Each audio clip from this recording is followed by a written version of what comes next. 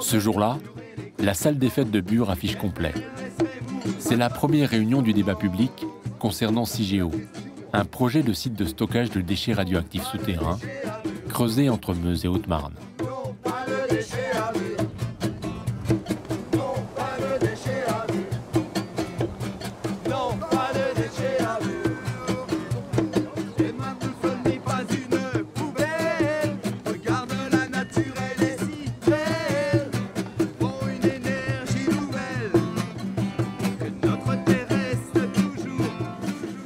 Ce débat public doit permettre à toutes les parties de s'exprimer. Mais l'ambiance est tendue. On fouille les sacs et dehors, les CRS ne sont pas loin, prêts à intervenir. Il est 7h moins 1, on commence à 7h, on termine à 10h. C'est un engagement qu'on prend. Les opposants ne vont pas tarder à se faire entendre. Deux objectifs du débat public. Premièrement, d'informer le public sur le projet dans son détail.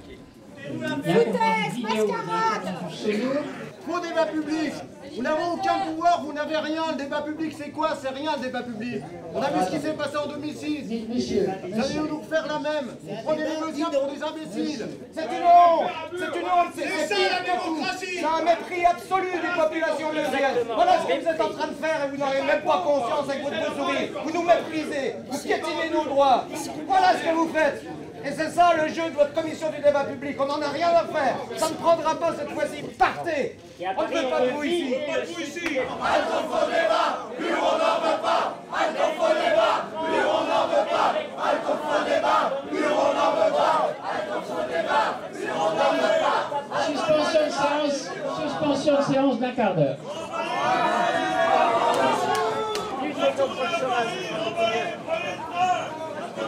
À peine commencée, la réunion tourne court et ne reprendra pas.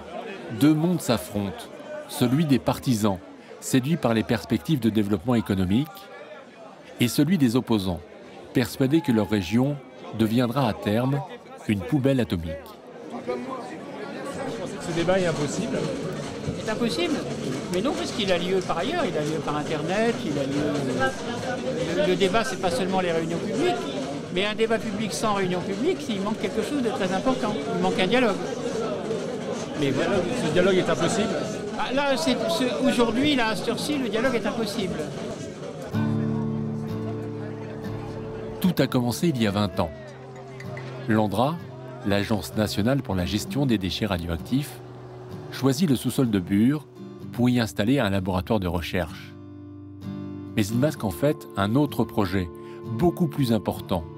Un site de stockage profond de déchets radioactifs. L'idée est lancée en 2006 et baptisée Cigéo. Ce site creusé à 500 mètres de profondeur est prévu pour stocker entre Meuse et Haute-Marne 99% des déchets hautement radioactifs produits en France. Ils seront stockés sous nos pieds plusieurs centaines de milliers d'années. Pour confirmer les qualités du site, le laboratoire de recherche de l'ANDRA procède depuis 10 ans à des analyses du sous-sol. Chaque année, le laboratoire invite des habitants de la région à venir visiter ses installations. Bienvenue à bord, messieurs, dames. Donc, voyage au centre de la Terre, hein, c'est pas Jules Verne, mais presque. Alors tout ça, en fait, s'organise autour de ces deux puits qui sont les deux seuls moyens d'accès à moins 490 mètres de profondeur. La journée s'appelle « Galerie ouverte ». À près de 500 mètres de profondeur, les habitants peuvent enfin voir à quoi ressemble ce laboratoire dont ils entendent parler depuis des années. La couche d'argilite, elle fait 130 mètres d'épaisseur, d'accord? Et moins 490 mètres, c'est le milieu de la couche. C'est pour ça qu'on est à cette profondeur-là. Alors on a choisi de s'installer et d'installer le laboratoire au milieu de la couche par un principe de sûreté. C'est-à-dire que c'est d'avoir autant d'argilite au-dessus qu'au-dessous de nous, pour la sûreté du futur stockage géologique. Alors à poursuivre notre visite, on va aller voir maintenant Géré par l'Andra, le laboratoire permet d'imaginer à quoi ressemblera le futur site de stockage. On peut y découvrir des conteneurs en acier et les prototypes d'alvéoles où seront entreposés les colis radioactifs de haute activité. On a des forages horizontaux qui font environ 700 mm de diamètre, de plusieurs dizaines de mètres, et à l'intérieur desquels on vient mettre donc le fameux colis de déchets hautement radioactifs. Alors celui-ci c'est un faux bien sûr. Donc ça fait 90 degrés, d'accord, et c'est mis en place à l'intérieur de l'alvéole. C'est trop bien fait, moi je trouve. C'est bien fait. Hein. C'est un laboratoire, ils essayent de faire ça correctement pour faire un centre expérimental, quoi. Ouais. De toute façon, il faut bien les mettre quelque part, les déchets. Hein. Il y a des déchets radioactifs, ils sont en surface, autant les mettre au sol, enfin, enfouis à 500 mètres sous terre, je pense, quoi. Le risque zéro n'existe pas, même sur la route, tu peux avoir l'accident, mais là, les déchets radioactifs, les héros, ils chauffent toujours encore après, c'est vrai? C'est incroyable, hein?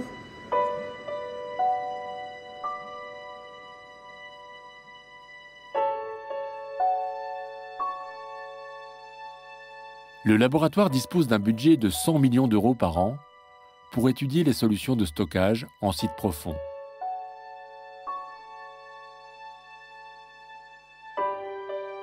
Fabrice Boissier, responsable de la maîtrise des risques à l'Andra, a pour mission de répondre à toutes nos questions. Le laboratoire y était autorisé en 1998. Ensuite, il a fallu creuser les galeries elles-mêmes. Et ce n'est que quelques années après qu'on a pu avoir le laboratoire opérationnel pour tester à l'échelle naturelle, je veux dire à l'échelle humaine, ce qu'on avait pu faire avant sur des échantillons. Et donc ça fait plus de 15 ans aujourd'hui qu'on accumule de la connaissance sur le fonctionnement de l'argile et de ce que pourrait être le stockage à cette profondeur.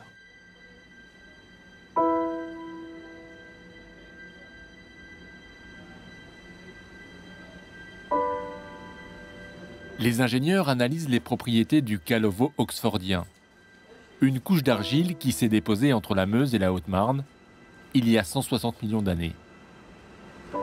Cette roche, en plus d'être très peu perméable, du fait de sa structure, va être capable de piéger des éléments radioactifs. Donc il va y avoir des échanges entre les éléments déjà présents dans cette roche et ceux des déchets radioactifs.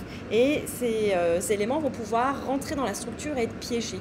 Donc ils ne vont pas pouvoir bouger, migrer très loin du fait des propriétés de confinement de cette roche.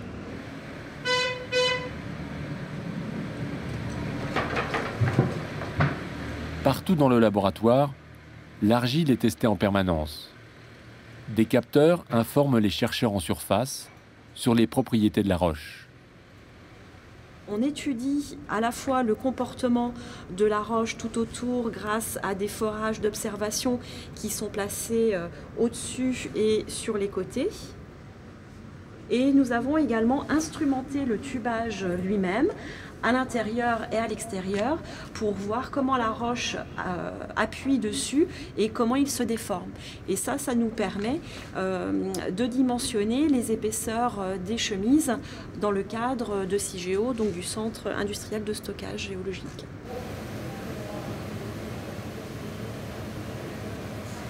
Là, tous les traits de couleur que vous voyez, ça représente des forages. Donc dans cette galerie, nous avons plus de 80 forages.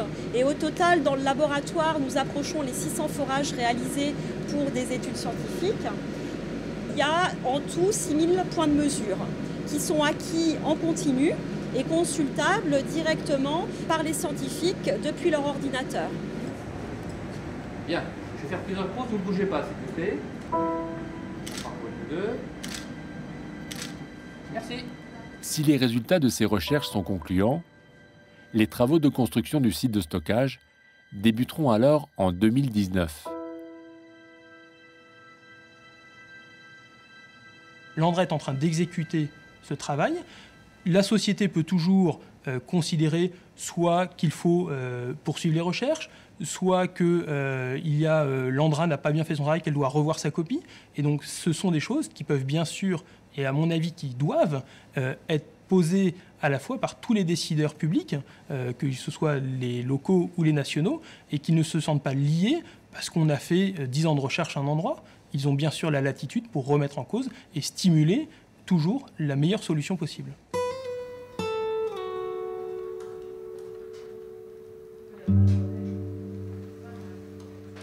Dès le départ du projet, il y a une vingtaine d'années, une opposition s'est fait entendre.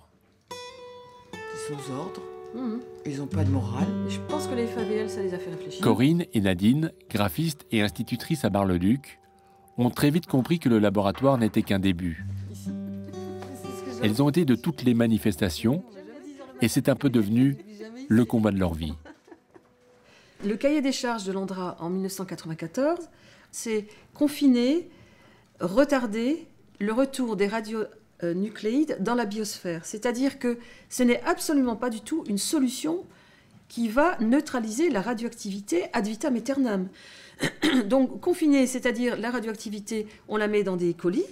Ces colis-là, on va les mettre dans l'argile, mais on sait très bien qu'un jour, les colis vont se dégrader et que l'argile ne maintiendra pas ad vitam aeternam la radioactivité. Donc aujourd'hui, si on prend la décision d'enfouir, ça veut dire qu'on donne le feu vert au retour de cette radioactivité un jour dans la biosphère. Alors c'est peut-être un petit peu compliqué à comprendre comme ça, mais en fait, c'est complètement irresponsable par rapport aux générations à venir.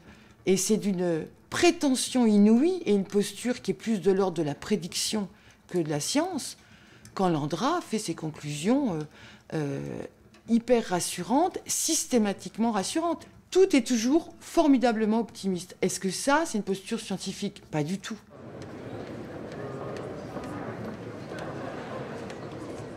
Député européen, Corinne Lepage pense que le projet CIGEO est à l'image du nucléaire français.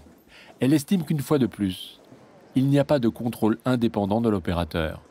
La France est incapable, dans ce domaine-là, de se sortir de ce système dans lequel on trouve tout à fait naturel que le contrôleur soit le contrôlé. Ça fait 40 ans que ça dure, et ça continue allègrement. Si on voulait réellement une expertise, c'est-à-dire pour être sûr que c'est bien, ou au contraire, penser que c'est mal, il fallait demander à des gens qui n'y avaient aucun intérêt d'aller dire ce qu'ils en pensaient. Qu'on mélange des pros et des anti-nucléaires me paraît assez logique. Les gens peuvent avoir des opinions différentes, mais au moins sans aucun rapport avec l'ANDRA. Or, c'est précisément l'ANDRA qui sera chargé de gérer ce site à qui on demande de faire les études. Bon, très bien. Je ne pense pas que ce soit une méthode de travail et je pense que nous courons des risques considérables à maintenir une méthodologie de cet ordre.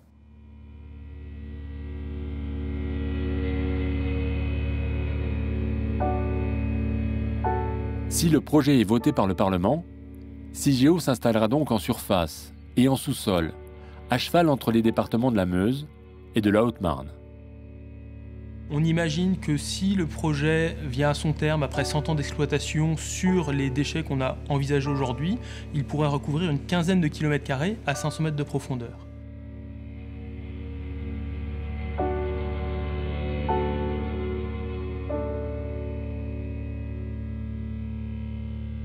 Pour amener les déchets à 500 mètres de profondeur, on aura besoin aussi d'installations en surface pour accueillir les déchets d'une part et puis pour gérer les flux avec le fond d'autre part. Ces deux installations couvriront chacune quelques centaines d'hectares, donc dans les environs de Bure en Meuse. Quelques centaines d'hectares, le projet n'aurait donc que peu d'impact en surface. Pourtant, dans la Zira, la future zone d'implantation, l'ANDRA recherche activement des terrains.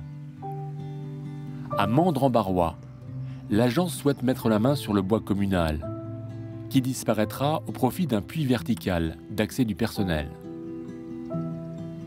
L'échange est avantageux, 220 hectares contre 370, situés sur deux autres communes. Discrètement pourtant, le conseil municipal organise un référendum auprès des habitants. Le maire, partisan de l'échange, est mis en minorité. Voulez-vous parler de l'histoire du bois là? Vous voulez pas nous en parler? Non. Non Non. Non.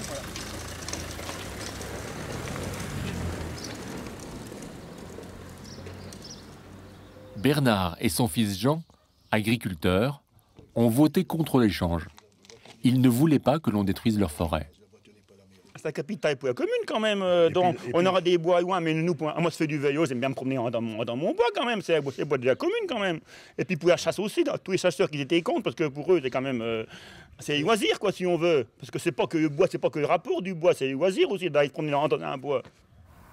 Aux alentours, beaucoup d'agriculteurs ont accepté les propositions avantageuses de l'Andra.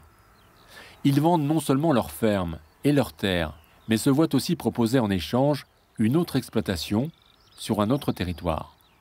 Ils achètent tout partout, qu'ils trouvent des fermes. Ils sont même prioritaires à la SAFER. C'est quand même malheureux. On ne peut plus installer un jeune, c'est eux qui sont prioritaires. S'il y a une ferme à vendre, c'est eux qui la prennent. Vous voyez, et puis ils en font ce qu'ils en veulent. Alors il y en a déjà des copains, ils ont déjà fait des échanges. Puis ils vont même plus loin, ils vont même jusque dans les Vosges. Tout partout qu'ils trouvent, ils achètent. Ces achats de terres sont très discrets et personne ne sait vraiment combien d'hectares ont été achetés par l'Andra via la SAFER. La SAFER, c'est la Société d'aménagement foncier et d'établissement rural. Elle a été missionnée par l'Andra pour trouver des terrains qui accueilleront les remblais extraits du chantier, à l'image de ces verses, remontées du sous-sol pour la construction du laboratoire. Car le chantier s'annonce gigantesque. Souvenons-nous du creusement du tunnel sous la Manche. Les remblais remontés à la surface ont représenté 7 millions de mètres cubes de terre. Le projet Cigéo est encore plus important et prévoit d'extraire 10 millions de mètres cubes sur un siècle d'exploitation. On imagine donc que le paysage en sera profondément modifié.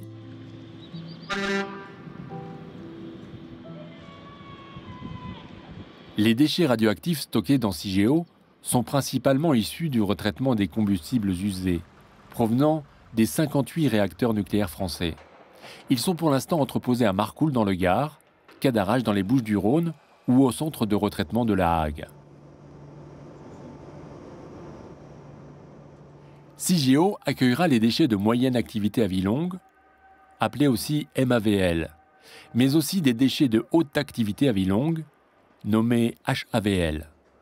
Ces déchets sont hautement radioactifs pendant des centaines de milliers d'années. Les déchets MAVL sont solidifiés dans des bitumes et placés dans des conteneurs en béton. Les HAVL sont vitrifiés et coulés dans un colis en inox.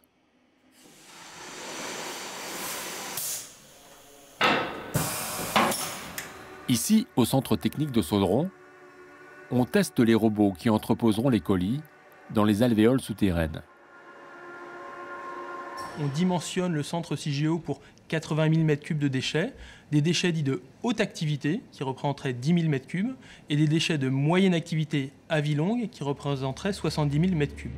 80 000 m3, c'est le volume de déchets produits jusqu'à la fin du parc nucléaire français, estimé dans 50 ans. Mais il y a débat sur l'inventaire. Une autre catégorie de déchets, le MOX usagé, pourrait être stocké dans Cigéo.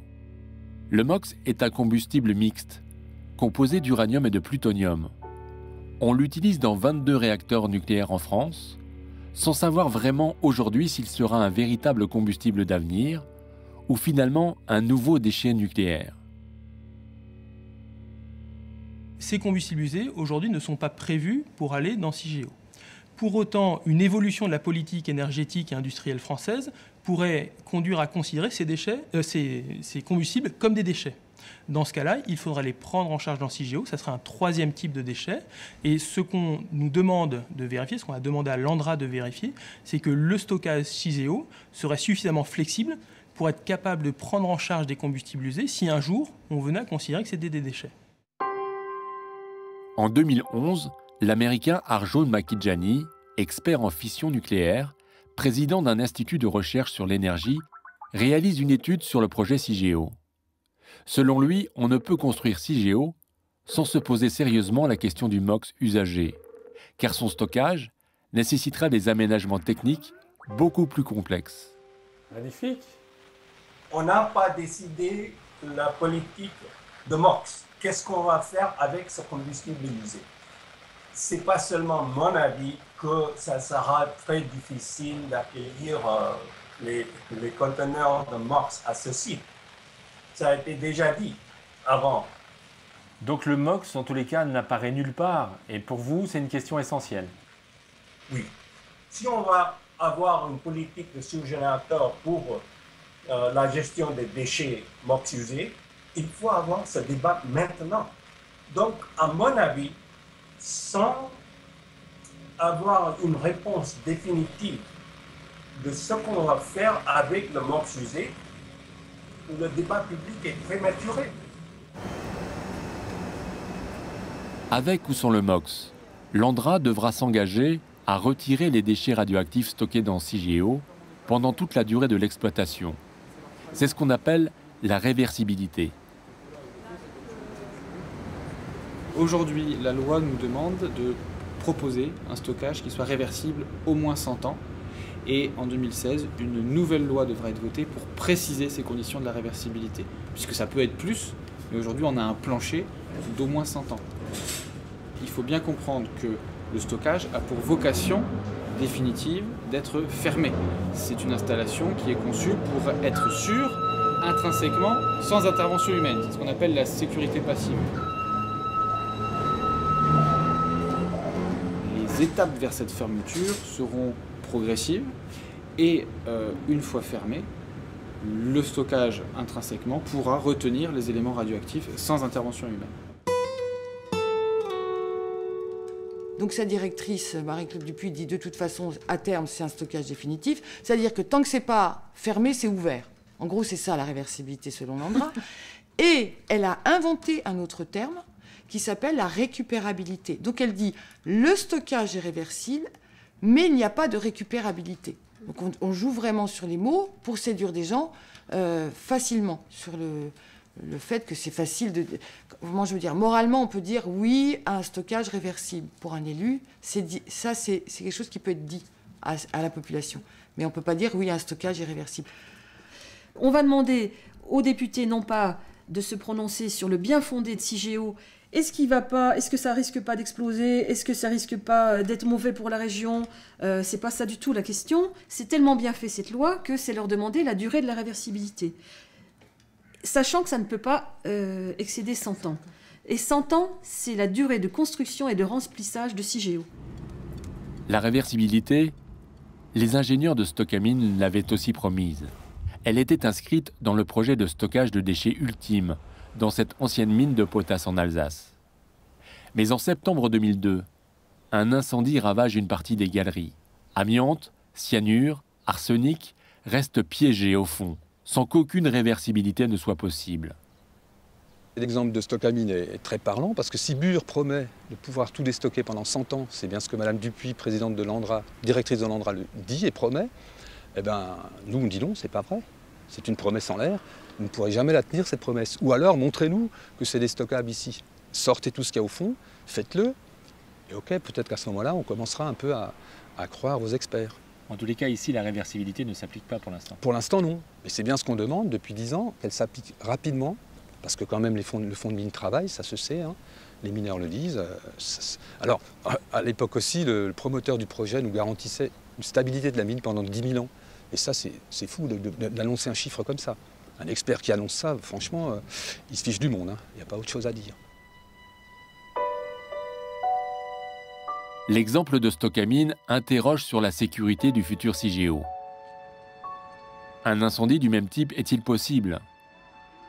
L'ANDRA a prévu de multiplier les systèmes de détection, de compartimenter les galeries pour limiter l'incendie, de permettre aux secours d'intervenir à l'abri des fumées. Ce qu'il faut faire, c'est montrer que la protection qu'on met autour du colis est suffisante pour que, même en cas d'incendie, le colis lui-même résiste à ces températures. Et ça, on va le démontrer grâce à des tests grandeur réelle. Et que donc, même si l'accident d'un départ de feu survient, on n'aura pas de conséquences radiologiques.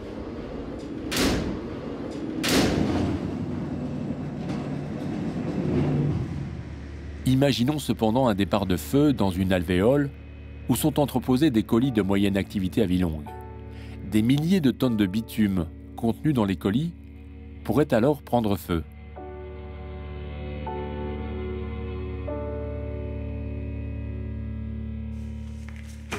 Bertrand Thuillier, un scientifique sans lien avec le nucléaire, habitant dans la région de Bure, s'est mis à éplucher les rapports de l'ANDRA.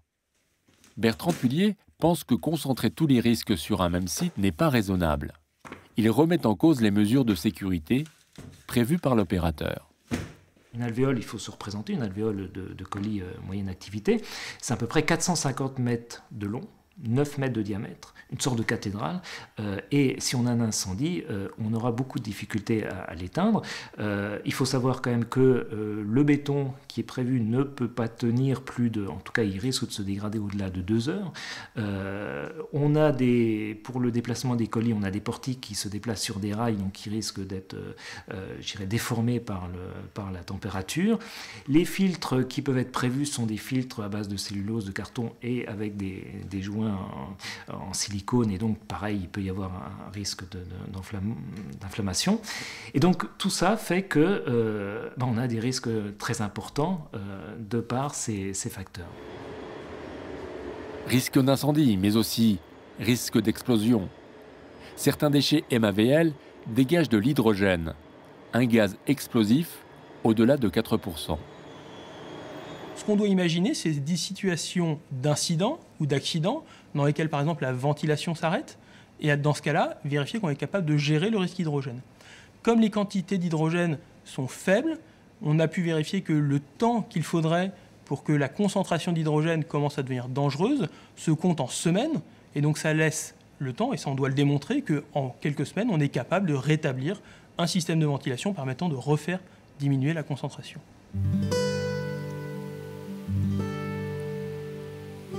L'hydrogène sera donc expulsé par d'importantes bouches d'aération, 500 à 600 mètres cubes d'air par seconde, pour ventiler les galeries.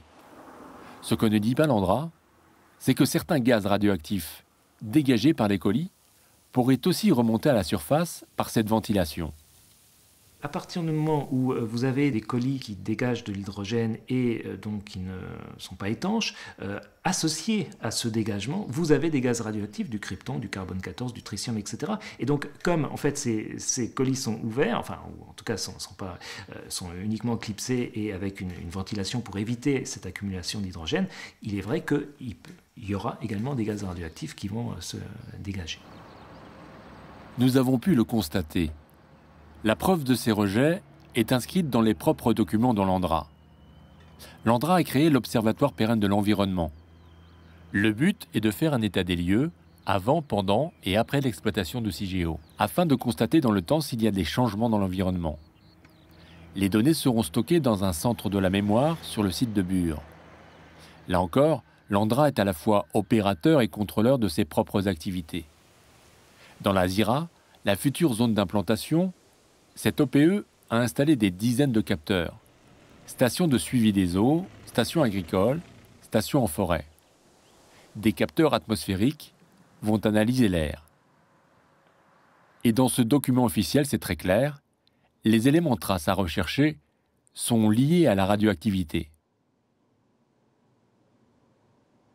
L'OPE qui est annoncée comme étant une étude de la biodiversité, etc., c'est en réalité l'étude de radioéléments. Donc ce n'est pas quelque chose qui est uniquement une question d'évaluation de le comptage des petites fleurs et des... Non, c'est vraiment d'analyser des contaminants qui peuvent être des radioéléments. Ça veut bien dire qu'en réalité, on aura besoin de suivi sanitaire des populations liées à ces perturbations, parce que ces perturbations peuvent être très importantes. Mais avant l'arrivée du premier colis aux environs de 2025, il faudra creuser 5 puits d'accès, une descendrie pour acheminer les colis et percer des galeries sur une surface de 15 km². Ce sont des travaux gigantesques, difficiles à imaginer. Ils vont créer des failles et des mouvements de terrain qui pourraient modifier la nature du sous-sol et favoriser la dispersion des radioéléments. Quels sont les dangers du fait de creuser dans l'argile? La roche n'est plus intacte, c'est endommagé. Et la zone endommagée est assez grande, c'est vraiment une mine. Si on a des faisceaux qui sont susceptibles à s'agrandir après le stockage des déchets à température élevée, on risque d'avoir un transport de déchets beaucoup plus rapide. Donc, ils ont supposé que les fissures et l'endommagement va se cicatriser complètement. On a trouvé que c'était une vision beaucoup trop optimiste. Trop optimiste.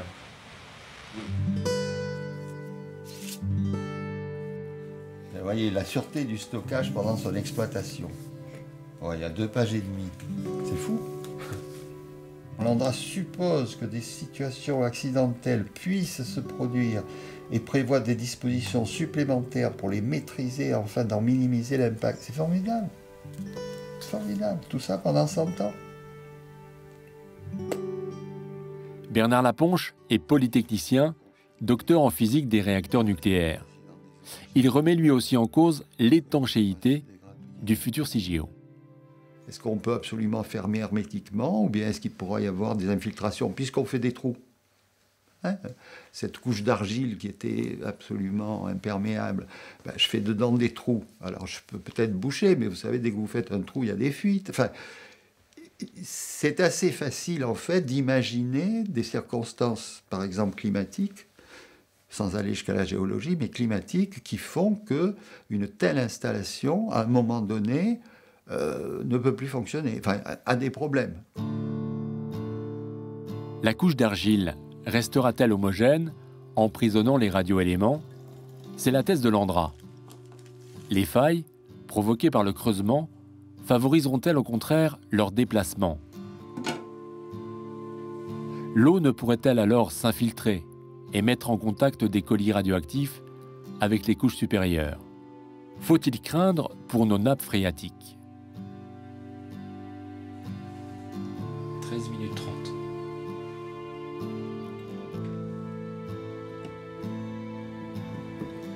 Science-fiction, vision alarmiste diront les promoteurs du projet. Et pourtant le scénario du pire existe déjà. Ce qui se passe en Allemagne actuellement avec le stockage souterrain de Haas qu'ils avaient mis dans une mine de sel, c'est pareil, les certitudes des Allemands à cette époque, c'était, les mines de sel, c'est idéal, puisque comme le sel est resté là, il n'y a pas d'eau, donc on va utiliser la mine de sel. Et c'était exactement les mêmes discours qu'aujourd'hui avec CIGEO. Certitude, on a fait tous nos calculs, on a tout mesuré, etc. Donc, et puis voilà, il faut tout recommencer. Haas est une ancienne mine de sel, comme celle de Stockamine. De 1965 à 2004, on y a stocké des fûts de déchets radioactifs jusqu'à ce qu'on découvre que l'eau s'infiltrait et qu'à terme, la mine allait s'effondrer. Bien sûr, CIGEO n'est pas Haas. On stocke dans de l'argile, pas dans le sel. Mais tous les mineurs vous le diront, creuser dans le sous-sol peut provoquer des réactions inattendues.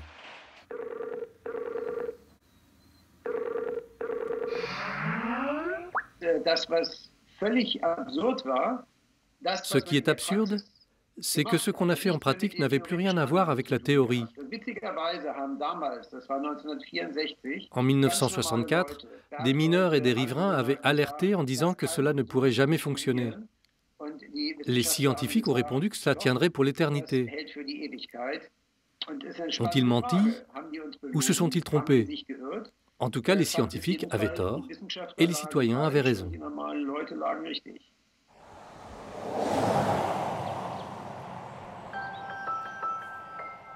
En attendant d'éventuelles retombées radioactives à long terme, si le chantier voit le jour, les élus du territoire profitent, eux, des retombées financières immédiates.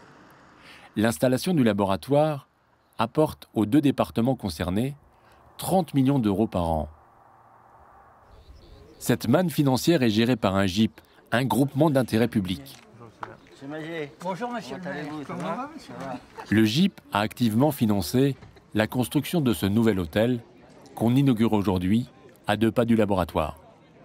Mais si vous voulez, il y a 5 ans, quand je suis arrivé pour la première fois avec monsieur le maire, Gérard Antoine, c'était un terrain vague. Il n'y avait rien. Tous les élus sont là pour l'occasion. Monsieur Pancher est demandé. Monsieur le député de la Meuse est demandé. Monsieur le maire, Pour eux, cette inauguration est un signe positif du développement économique du territoire, grâce à Cigéo. Ce que nous vivons ensemble est une aventure exceptionnelle à l'échelle de la France, à l'échelle de l'Europe. Ce que nous réalisons ici en Haute-Marne et en Meuse est une expérience exceptionnelle qui conditionne le succès de la filière à ce jour la plus pertinente de création d'énergie, qui est la filière électronucléaire. Il y a peu de territoires qui ont cette chance. Cette chance peut devenir un succès si nous continuons cet esprit d'engagement, de responsabilité, de dialogue et de partage. Les opposants parlent d'achat des consciences. Mais pour tous ces décideurs, c'est de l'accompagnement économique.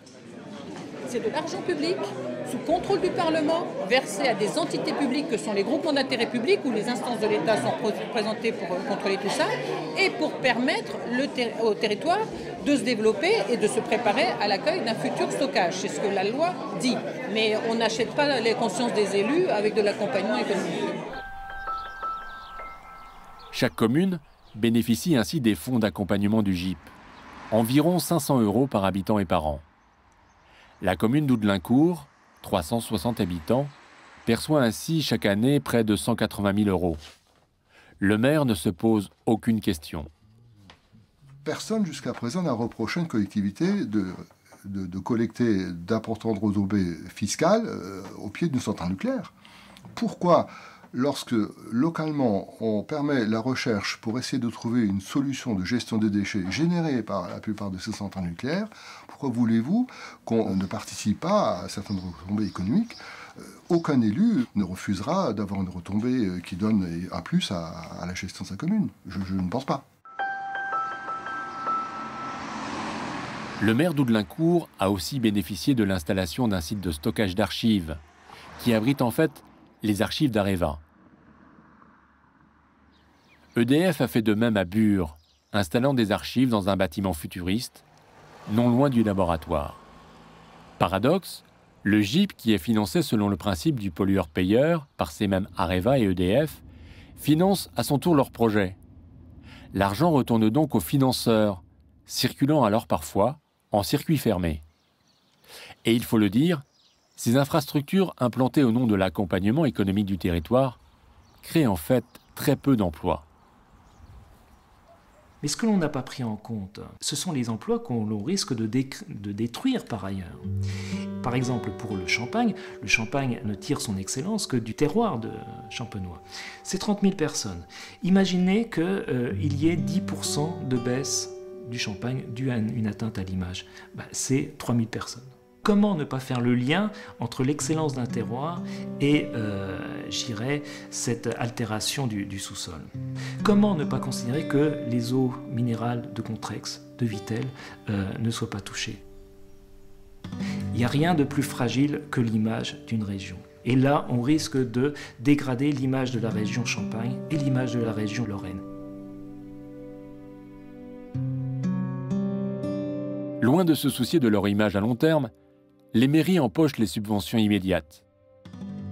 Aux dotations par habitant qui tombent automatiquement chaque année, s'ajoutent toutes sortes de subventions que l'on peut demander au GIP dans le cadre du développement du territoire.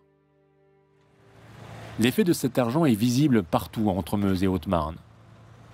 On refait les routes, on construit des réserves incendies, des salles des fêtes, des stations d'épuration. Les entrées de villages s'habillent de lampadaires. Les places sont réaménagées, équipées d'écrans lumineux, comme à la ville. Et peu à peu, le territoire se modifie. Mais pour quelle population? Dans ces départements ruraux, faiblement peuplés, verra-t-on demain des villages refaits à neuf, désertés par leurs habitants? Aujourd'hui, notre petite région est en perte démographique. C'est impensable. Des maisons qui se vendaient ici il y a 7 ou 8 ans comme des petits pains, aujourd'hui ne se vendent plus. Le mot Bure est rentré dans les mœurs de tous les Français et de tous les étrangers qui, à une époque, venaient ici en résidence secondaire, quoi. C'est un projet qui fait peur aux gens. Peut-être plus peur aux gens de l'extérieur qu'aux locaux. Le maire de Bonney et son conseil municipal se sont prononcés contre l'implantation de Cigéo. L'affaire a fait du bruit à la préfecture. Une partie de ses conseillers ont alors changé d'avis et se sont désolidarisés de cette décision. Le maire, pourtant, a tenu bon. Ma seule grande erreur a été de ne pas transformer mon avis en délibération sur le champ, quoi. Mais j'ai estimé sur le coup ne pas en avoir besoin. Et par la suite, donc, il y a eu interférence de l'Andra dans les affaires communales. Bon, c'est tout. J'ai 5 conseillers municipaux d'opposition qui ont été invités à l'Andra.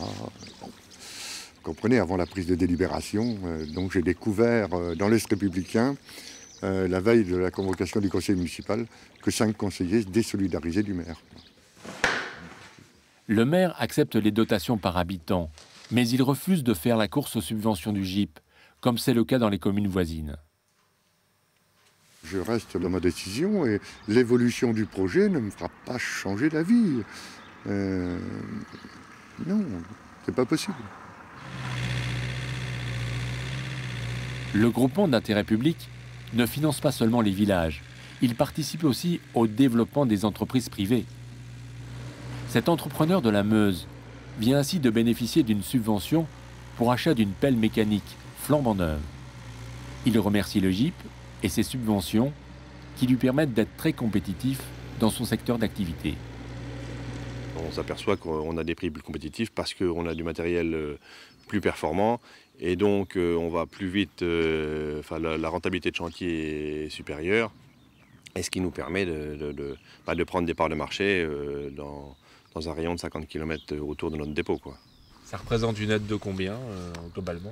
Totalisé sur les 10 dernières années, on est à peu près à entre 60 et 70 000 euros. Donc, pas du tout négligeable pour nous. À court terme, la Meuse et la Haute-Marne seront-elles, comme dans la région de la Hague, dépendantes d'une mono-industrie nucléaire? On y va tout droit, car pour la Meuse, 30 millions d'euros annuels, ça ne suffit pas. Le département en voudrait encore plus. C'est pas à la hauteur d'un dossier d'intérêt national avec une contribution d'un département qui prend tout de même un engagement vis-à-vis de l'ensemble du territoire français et du nucléaire. Aucun département ne l'a fait. Donc nous le faisons, nous demandons des contreparties réelles. Mais ces contreparties, nous les demandons en même temps que des garanties sur la faisabilité de ce projet. À travers les 2 départements, la commission du débat public continue d'organiser des réunions sur le projet Cigéo. À Bar-le-Duc, les opposants viennent déposer une pétition. On l'a donc déposée dans les conseils généraux, qui n'en ont tenu aucun compte, ils se sont assis dessus, ils n'en ont rien fait, et on les avait conservées, ces pétitions. Donc aujourd'hui, on se dit que c'est le moment solennellement de les donner, voilà.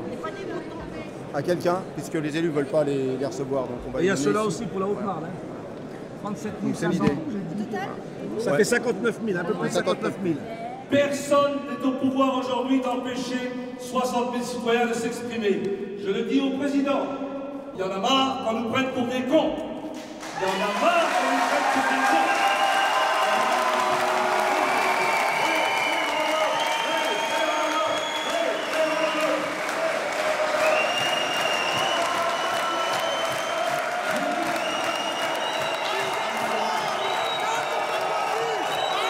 Une fois de plus, la réunion est chahutée.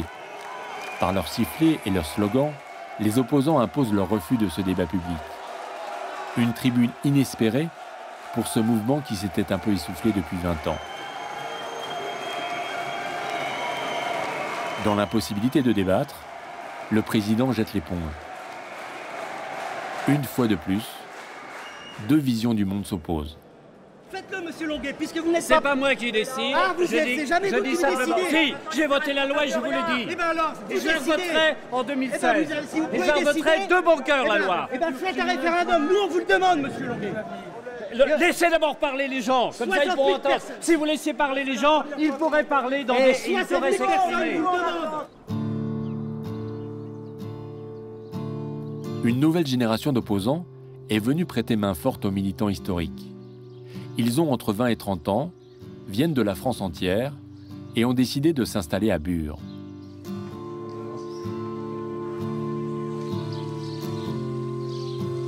Ils ont acheté et restaurent petit à petit cette ferme devenue en plein cœur du village qui accueille le laboratoire de recherche, une maison de la résistance.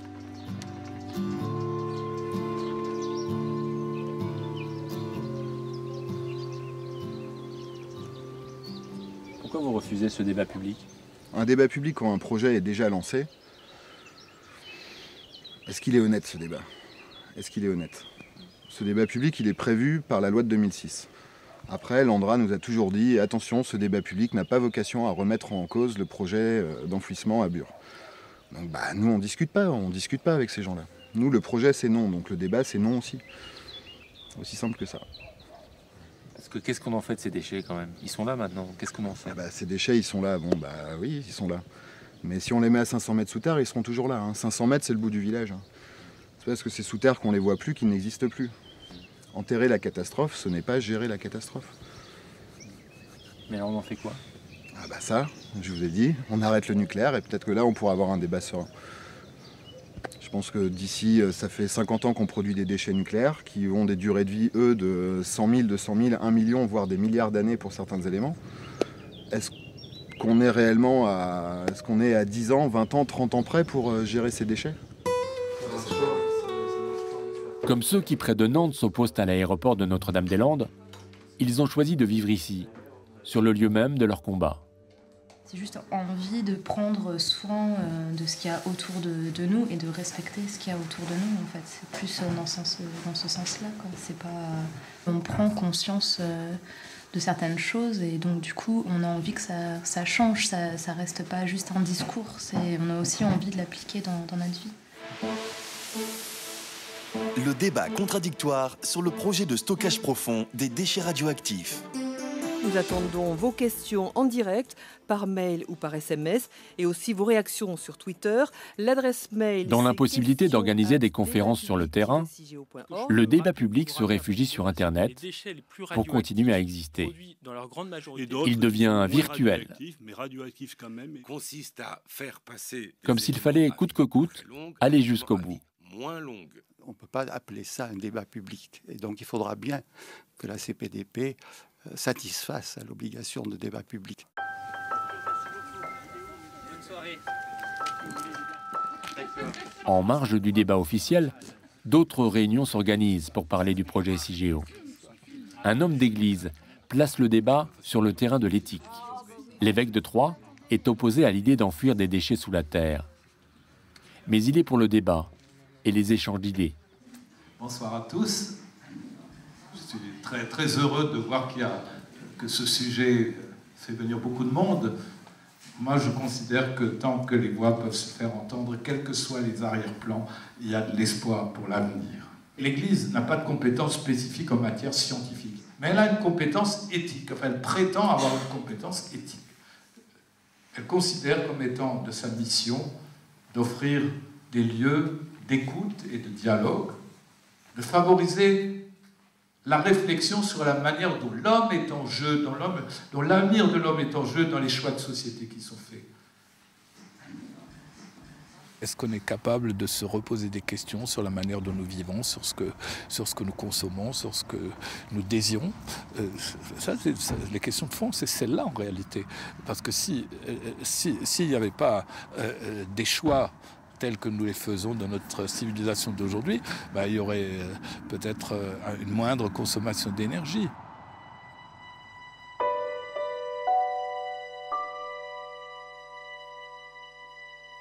Dans 2 ou 3 000 ans, se souviendra-t-on des déchets radioactifs de CIGEO?